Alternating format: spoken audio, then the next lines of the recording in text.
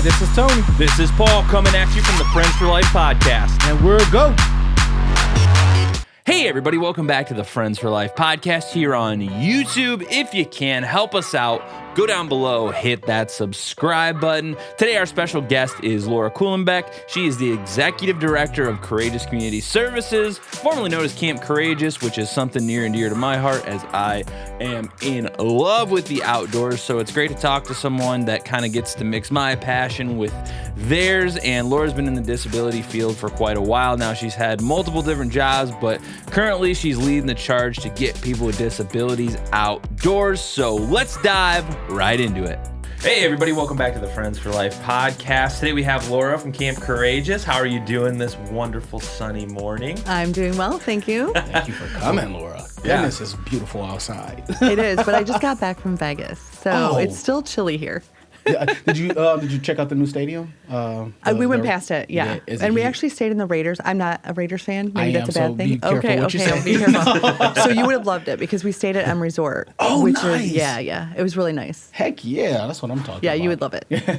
Yeah, that sounds, I mean, the weather's been nuts over here. It's been cold, wet, all over the place. hot, cold. I'm like opening windows, turning on heat every other day. It's driving me nuts. Yes. But enough about the weather. We don't need small talk here. We're here to talk about disabilities. And so you're the executive director of Camp Courageous, and that is an awesome organization. Mm-hmm. I'm a huge outdoors person, if you can't tell. I love camping. I love hiking. I love the outdoors. Awesome. And it's cool to have someone on the show who finally has that intersection of the passionate hobbies that I'm into. Because that's definitely not me. Because, Tony is an anti-outdoorsman. He's the opposite of an outdoorsman. So how did you get involved with the disabilities field, and where did that kind of start up your path to become the executive director of Camp Courageous? Okay, so wow, it's been years. So I'm going to probably give away my age at some point. That's okay. But I started, it was my senior project at Notre Dame Academy, and I was out at Jay Shore in Oregon years ago. Wow. School designed for children with disabilities. Mm-hmm. And so I spent a week there, and that started down my path of my future in helping support individuals with disabilities. So I put myself through college, and I worked during that time for Wood County Board of Developmental Disabilities. Good. So Shout I outs to Wood worked County. in residential, Yeah. and I also had a position in job coaching. And then from there, I went into the field of education. So for the past 16 plus years, I served as special education supervisor. Prior to that, I was in the classroom, always providing services to individuals with disabilities. And then it just seemed like a natural transition, right? Because I was a job coach, I worked in residential, in the field of education, and now here I am, and I get to go camping and have fun and provide recreational experiences. So I'm loving it. That's super awesome, because I personally am in the camp of the outdoors is the place to be for calming down and just kind of resetting. That's where I go. After we do a podcast, back-to-back gauntlet of podcasts and stuff, I'll go to the park and take a mile lap, just chill, or Tony and I'll go run in the mornings. And well, it's to me, I love being outside. So what do you have, do you think the outdoors aspect of what you do is a lot different from a lot of other places, because that's your main mission, basically, is getting people outdoors and stuff? Oh, absolutely. So do you think that really has an impact on not only people with disabilities, but the people that work there as well? Yeah, I mean, especially now with everything that's happened over the course of the past year, there's been such a tremendous increase with anxiety and depression, and in our young folks. I mean, kids that are, hospital visits because they're suffering from that. Mm-hmm. So I think it's more important than ever.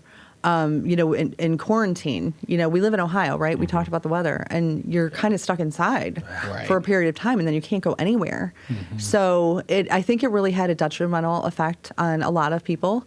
And I think it's so important now more than ever that we get back out there, enjoying each other's companies, enjoying nature.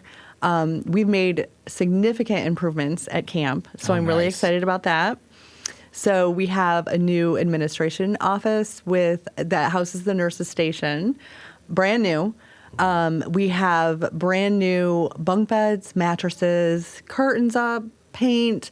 Wow, you guys went all out. Sensory garden. Women in the Wind helped support the art cabin and totally renovated it. So I am really excited because of all the changes that we've made to welcome the campers back too, because I've been in this position.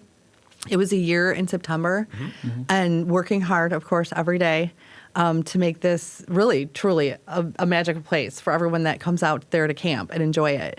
And I finally get to see the campers. So I cannot wait. And I know it's going to be emotional for me because of all that I've been putting into it to finally see them coming down to the drive and enjoying the experience there. You take that in and appreciate it because not everybody can do what you guys are doing.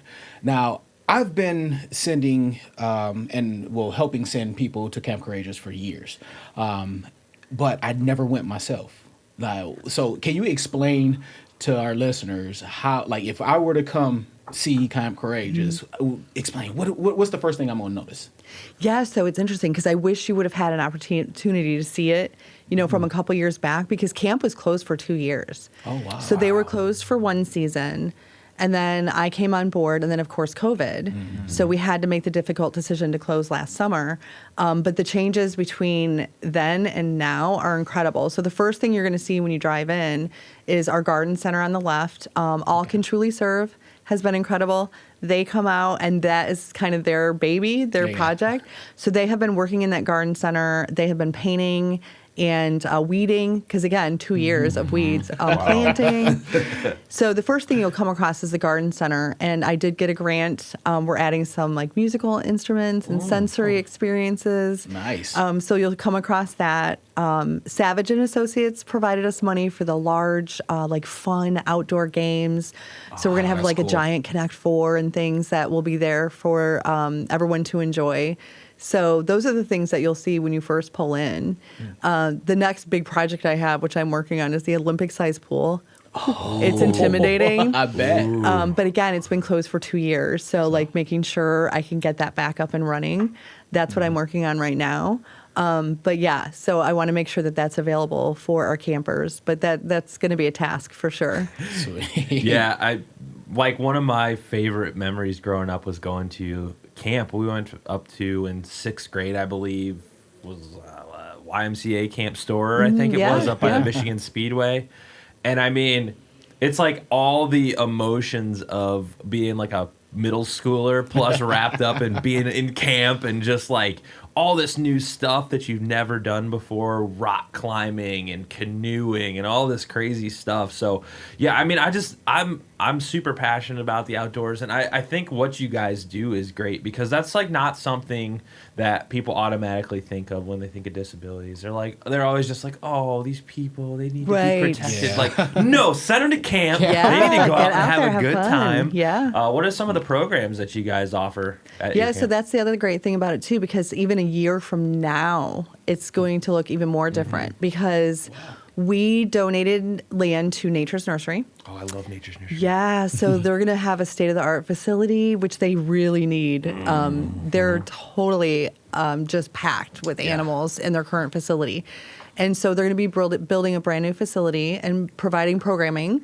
And our campers will have access to that, of course, too. And then I'm hoping at some point in working on employment opportunities as well in collaboration with Nature's Nursery. There you go. And then we also have a collaboration with Metro Parks Toledo.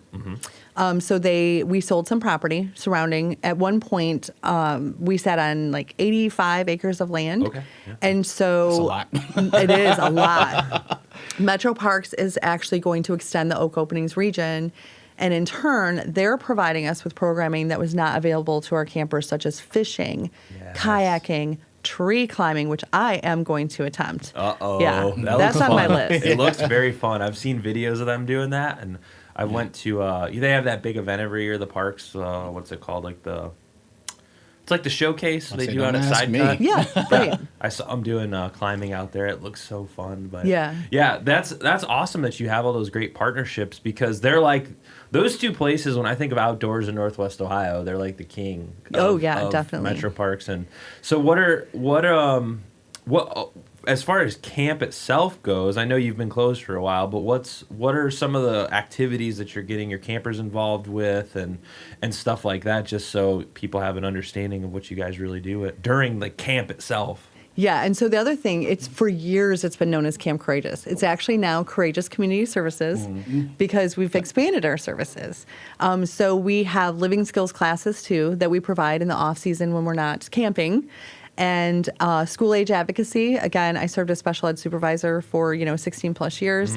2 out of my 4 children themselves have disabilities, so I know what it's like to sit on this side of the table. So we've expanded, like I said, to Courageous Community Services. And as far as camp itself goes, I mean, we've got the arts and crafts. We've got the fun games that they're going to be playing. We have partnership with Rally Cap. They're going to come out and do some sporting events and games with the campers. Getting that pool up and running to make sure that they have access to that. So different activities planned for, every day, each week. Is the camp more set up around like overnight, weekly, or is it more of like day camping or a combination of all of those? Yeah, great question, because it's a combination. So in working with the board, I started out with the day camp programs, which is inclusive. So school-age children of all abilities are welcome to attend. And that session begins on June 7th. Okay. And so we have 3 weeks of day camp, Monday through Friday, 9 to 3. And then from there, we go into our overnight camping session. And then we'll have 8 weeks of overnight sessions, and it varies in age. We start out with a transition week for 16 years old and older. If you've never attended camp before, maybe it's your first time, but you want to try it out, that's a great week. And then we have different themed weeks throughout the summer months where the wild things are and the Jungle Book, and we'll have movie nights. We have a brand new gazebo that's screened in, so we can show movies in the gazebo, and that can be enjoyed by everyone. So yeah. Awesome. That is really cool. Dude, can I sign up? Because You got to come out and take a look. I would love for you to come out. He needs to sign up. I He's do. Scared of bugs. I hate, that's my camp experience. Yes. And where's the spray? Is there some spray? Mosquito Fighters is helping me out there. Oh, good. yeah. You need it out that Because way. I'm with ya. But I've been definitely trying to get more into it. Me and Paul spend a lot of time together. It is something that he enjoys and loves, and a lot of our individuals enjoy and love it too. And it's like, wow, I suck because I can't do better. So I'm going to keep trying, people. At least come out and take a look. Yes, I promise I shall. So with things opening back up, the name change going on, what are some of the new things that you're very excited about besides of what you've already touched on? I mean, you've got the pool, which is a cool enough attraction in and of itself. I mean, who doesn't want an Olympic-sized pool? What are some things you're looking forward to? I mean, with the whole new season coming up, I mean, it's probably a whirlwind right now for you. It's a whirlwind. Yeah, because every day is about the facilities. Still working part-time from home because I've got to get the infrastructure in place in the new building. Gotcha. So that has been a challenge for me because I want to be out there all the time, but it's balancing between, you've got the emails and the phone calls and the follow-up and back out at camp to make sure the facilities are all in place. Honestly, I'm really just looking forward to the fact that the campers are coming and I can see them drive down that gravel road, head into camp, and just have fun. Just they can be themselves and just enjoy the time that they have out there, whether they want to relax and kick back, whether they want to take a swim, hang out and do the arts and crafts. It's all about choices for them, really. Yeah. That's really important to me, that they have different choices and they can spend it the way they want because this is their time. This is their vacation, their time away. Yeah. Right. That's funny because I remember at camp, we didn't get any choices. They're like, you're going here right now and you're going rock climbing and we don't care. You're riding horses and if you don't want to, too bad. So that's great. No, it's great that you're doing that. I love the Oak Openings region. I think it's one of the cool. We were running the other morning. I was talking to Tony. I was like, "These are the sand dunes," and this. He's like, "What?" I was so mesmerized by all the knowledge, but it gave me a chance to catch my breath because I haven't been moving as I should. And even last night, off subject, soccer game with the kids. I didn't break anything, so that's good. But parents won. Parents versus kids. So. I would hope so. Nice. I'm telling you, these little monsters, though. Go ahead. Well, I think it's great that it's open to anyone, like you said, like the overnight camp and stuff, like you said. Like I think it would be a great experience for like kids without disabilities to go to a camp and meet people with disabilities, because that's just always, there's such a stigma, and it's really like as growing up, I didn't have any experience with people with disabilities, and then you grow up, you don't know anybody with disabilities, and then it just becomes like other or foreign Absolutely. to you. And I've had, my grandma worked at Lot Industries. The only experience I ever had really with was I'd go visit her at work with my mom or something. I'd be, a little kid running around going with mom, and we'd pop in there and there's just people working, and I'm like overwhelmed. There's people everywhere. So that was my experience. So to get kids that just could go and associate and definitely. meet, that's such a great thing. How has it always been that way, or is that something you've So been it working on? hasn't. So, and what's interesting about that is because even in my position as special ed supervisor, my role was to create an inclusive environment within the school systems. And it was starting from scratch because I worked in the charter school movement. And so I was able to do that successfully. And now it's kind of the opposite, because camp started in 1965. And it was by design. A group of families came together and said, hey, our kids were being excluded from attending the traditional camping programs due to their disability. So the families came together and created what everyone still knows really as Camp Courageous. Yeah. And so for years it was designed for individuals with disabilities. And now we're saying, hey, everyone's welcome. Come join us. Come experience camp and all that we have to offer, whether you have a disability or not. And that's life, right? I mean, that's the way it should be. I absolutely think that's perfect. I think that is amazing. I think that every place should do that. You know, I really do, because that's part of our whole goal with why we started this whole thing right here, is we're trying to get attention to disabilities, because you only hear about it when something goes wrong in the news or something like that, or if there's a problem or an abuse or something. You never hear of all the good stuff. And then sometimes you do hear the good stuff, but it's like overly fluffy and cute. It's such a weird space to be in to talk about stuff sometimes, because we're always everything's changing so fast, and there's a lot of issues that are unresolved that nobody kind of wants to talk about, because it's just when you start saying disability, people get right. So I think these conversations are really important. Are there any really significant changes that you really are hoping to make, being in your position and having the opportunity to bring in people of all different backgrounds to the camp, or just teaching skills? Are there anything changes that you really would like to see made, either big scale, small scale, anything? I mean, even from a big scale perspective, I'm part of the Disability Council with the Ability Center and the mayor's office, right? Created the council. So, and that's really important for me. One of the things that just amazes me now even is when we talk about ADA requirements, right? And even in building our new administration building, and we're looking at ADA and the requirements and making sure things are in place. But I'm to me, it's why is there a law regarding this? Why do we have to look at requirements and this should just be the way it is. The wider doors, the lower countertop spaces, whatever. It should be, but businesses are going in every day, and they're not required to do that. And that, to me, it just amazes me. I think they should just do away with the other, I guess you'd call them regulations or building inspections or whatever, and it should all just be ADA accessible, just accessible to everyone, no matter what business, no matter houses. It just makes sense. It does. It makes sense on the grand scheme of masses, because the numbers are not going down of disabled folks, and the numbers are not going down on even things that we have control over, obesity, other diseases and stuff that create other disabilities. So we might as well put them get it all done now everywhere, so anybody can actually take advantage of the situation. Yeah.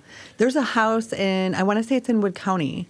I'm going to call it a smart house. That's not what it's called, but that's what it reminds me of, because it's and it's a focus on accessibility. And I think maybe it's the Wood County Board.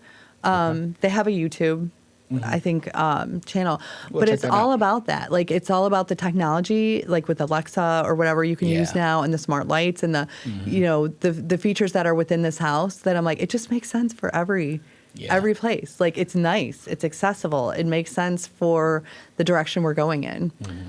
Yeah, and it's awesome that you did bring up the Mayor's Office on Disability, because that's something we were really excited about. I mean, we talked about it a bunch on previous podcasts, and we did a little mini segment on it.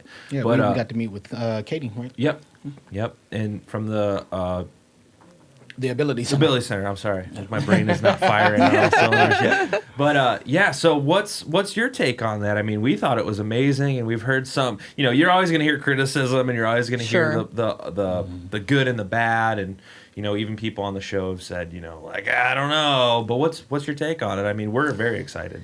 I'm very excited. And like I said, I love being a part of that council with the Ability Center too, because it's a group of really committed individuals that are coming together and looking at all facets, whether it's education, health, recreation, and developing plans to help make Toledo the most disability-friendly community.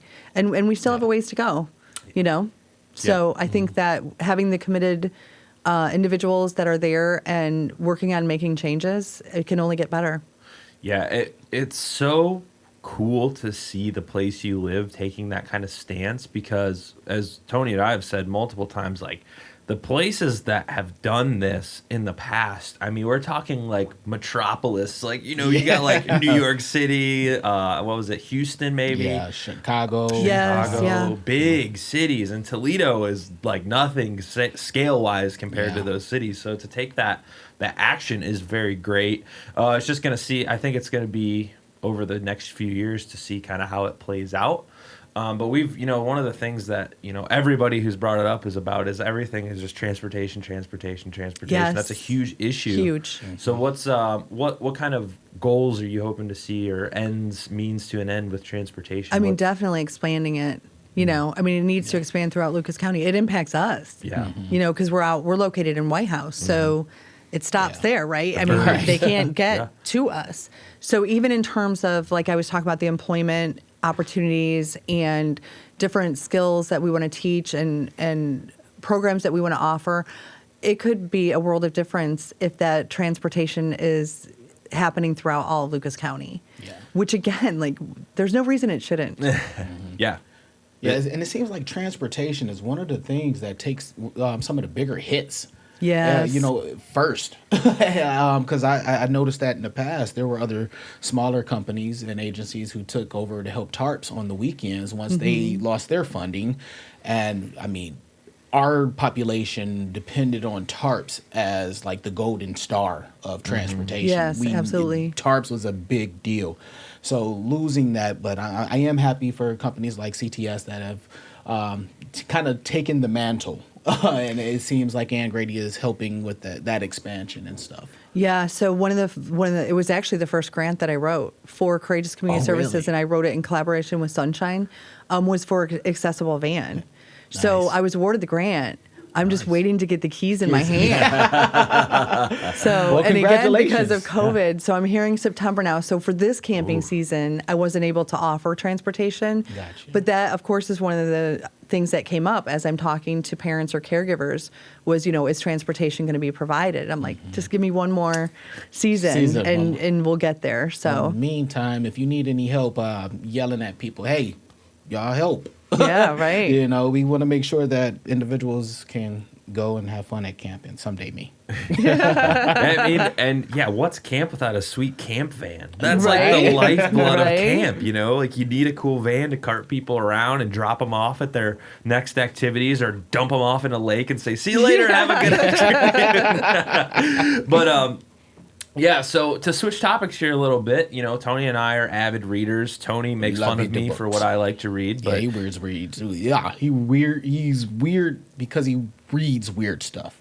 That makes I'm sense. the weird one. Okay. But, you know, Tony's big on, what are you, like self-help books? Self-help and Man, you know, needs a lot of help. motivation, management. Yeah. You know, yes, and it's because I need all the help. I hear ya. I'm I'm trying with to ya. fix this thing up here. So anything? I know you said you're very busy as a very busy mother and you know, Yeah. a director, and you know, you got a lot going on. But in your free time, you just had a little vacay out there in Vegas. How were you reading anything interesting? I that's actually really striking? did. I didn't get through it all though because we were in Vegas. So Yeah, you know. I mean, other priorities. Yeah. But I did when I actually spent time reading at the pool, and it was Untamed is the name of, I guess you could call it self-help. Untamed. Yeah, it's about being your true, authentic self. Oh, okay. And accepting the struggle in life. Sometimes, I mean, life is a struggle, right? Truly. Amen to that. Yes. Yeah, and just like accepting that and knowing that for each struggle you get through, the stronger you become. Yeah. But not hiding your true, authentic self either. Like me here today. I mean, I don't know that I would have done this a year or two ago, or but I'm like, hey, I'm going to put myself out there. So There you go. I think that's super important too. It is. I mean, that's something that, everybody struggles with, because especially with the social media and how things work, Yes. everybody wants to present a version of themselves that's the best and the greatest looking. So I go out of my way to make myself look like an ass sometimes. Because that's the real me. There's no other way to put it. But yeah, I think that is very important. I mean, authenticity is kind of I'll get in trouble for saying this. It's hard to come by nowadays with a lot of stuff, because it is. Everybody is so.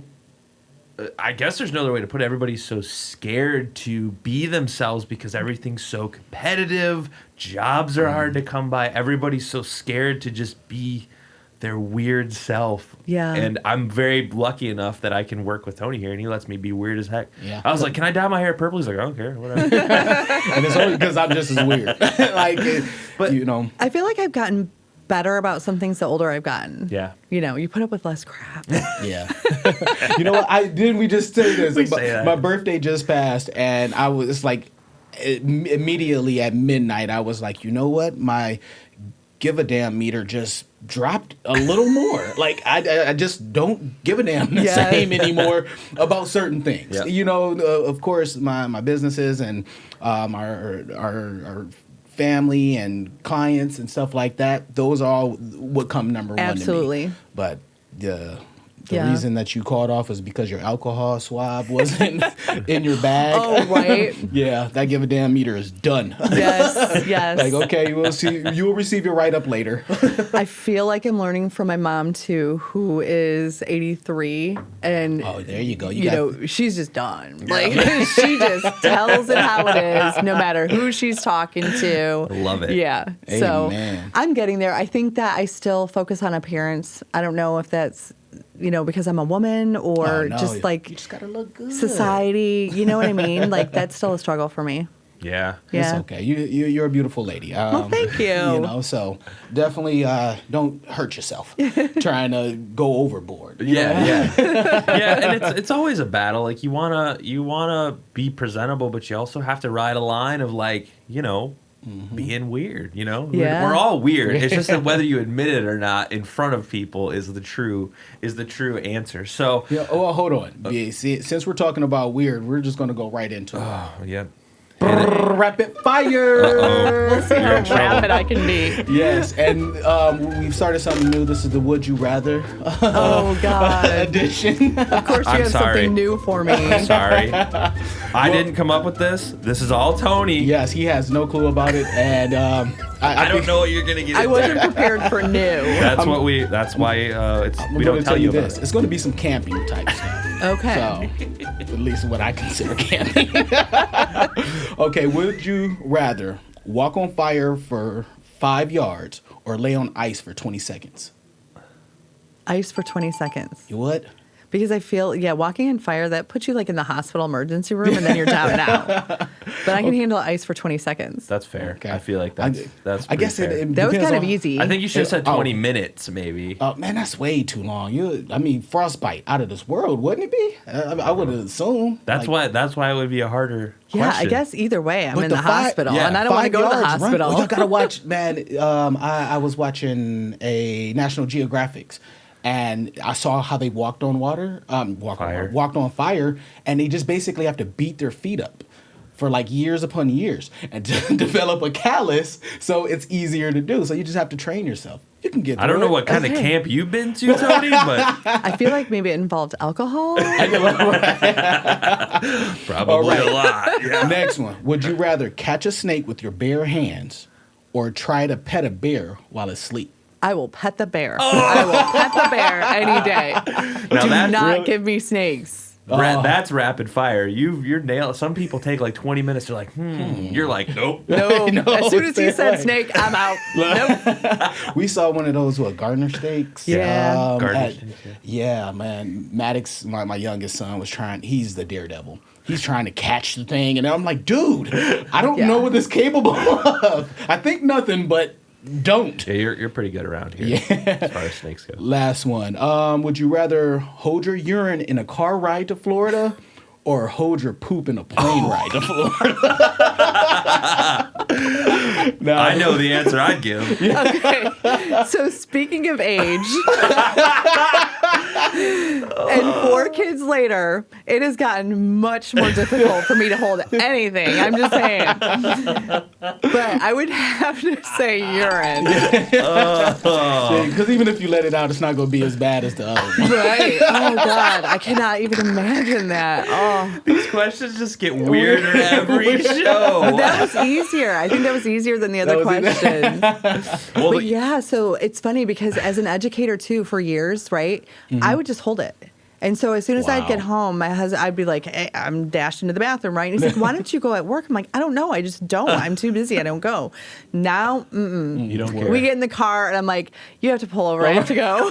Like, we just got on the turnpike. I was just telling you I got back from Texas, and I literally thought I had diabetes or something for once because I always have to go to the bathroom. I just cannot hold my bladder. Yeah, I'm This is telling getting you. way too deep. We're going down this weird rabbit hole right now. But I guess on It's his authenticity, we're back to it. Yep. Yeah, all these guys down there were making fun of me because every like 10 minutes we're like out in the wilderness basically, and I'm walking around and I'm like, I gotta go, and they're like, dude, come on. I'm like, what are you offering Man, me? he was marking his territory Yeah. so he could find his way home. Much easier for you. I'm just saying. Much easier for you. I will not argue with you there. I will not argue with you on that one. But yeah, I know you're going to be on the news here, so you just got to leave our little show behind here, you know. Yeah, she's but got bigger, but, bigger steak to fry. bigger fish to fry. Whatever. Steak. I like steak. Yeah, I was going to say Steak or fish? chicken Steak. fried steak or something. There we go. I don't know on that one, but you know, you have some stuff coming up that you want to talk about real quick, and we'll get where people can find you, because I know you got a hard deadline you got to meet. So Yes. Yeah, that'd be great. So we actually are doing a Treehouse Raffle now with the Metro Parks, and I am drawing the winning ticket on Monday. So Okay. it's coming up real fast. They can get tickets at our website at ccsohio.org. Okay. And they win a 2-night stay in the Canali Treehouse Village at the Hub. It's amazing. I've stayed there. Very cool. You would even like it. I'm telling you. Okay, I'm there. we'll get his Yeah. toes in the water. You better enter that raffle. Yep, it's $25 a ticket, and then you get 6 for $100. Oh, good. And it's glamping. We like It's this. really not like camping.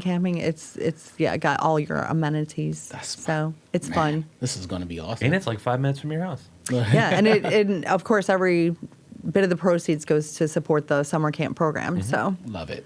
yeah. Yeah, and then I will. This won't be out exactly, so I'll promote that for you. I'll help you out with that, so you can get Awesome, some more thank ticket you. sales. And And so, if if you already missed it, check out all of our social media platforms. We'll have some.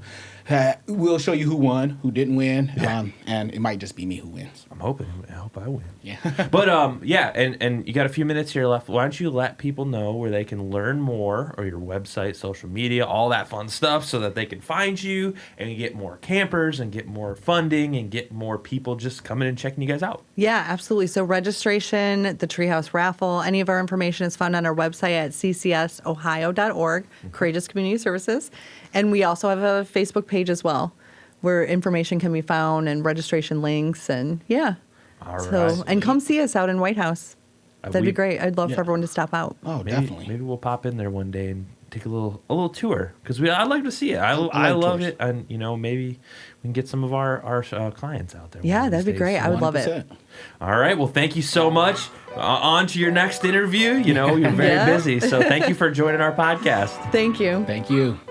Hey, everybody. Thanks for watching this episode of the Friends for Life podcast here on YouTube. If you can, help us out. Go down below, hit that subscribe button. Also, if you'd be kind enough to head over to iTunes or Stitcher and leave the podcast a rating or review, we'd greatly appreciate it.